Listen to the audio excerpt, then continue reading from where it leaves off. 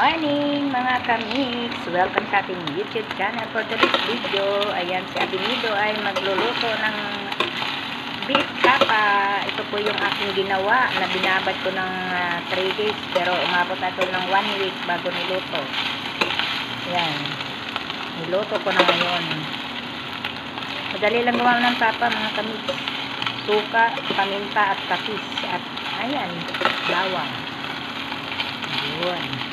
At ang ating sinangag, siyempre hindi nawawala yung sinangag. Yan ang bagay eh. Tapsilog. At ang ating kape, naka-ready na. Ayan. So, ayan mga kamix. Ang bango. Sobrang bango. Madali lang gumawa yan mga kamix. Pwede nyo gawin sa manok, sa baboy. Easy lang. Bawang, paminta, suka at patis. Huwag kayo maglagay ng asin at magic sarap pa. Hindi bagay yun. Yung talaga ang pag nagmamarinig kayo ng tapa. Para magkaroon kayo ng tapsilog. Ayan. Ayan. Oops.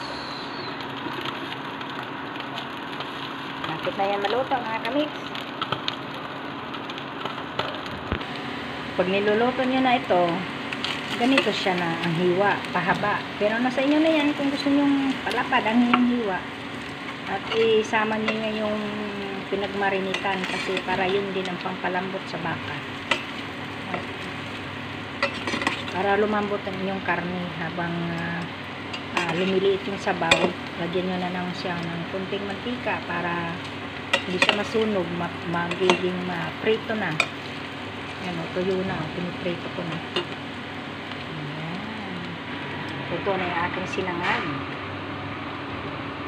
So, ayan na po mga kamiks. Tapos na ang ating beef tapa.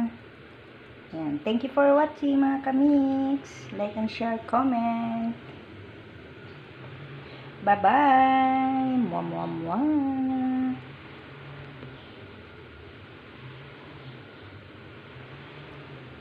Enjoy your day, enjoy your meal, enjoy your breakfast.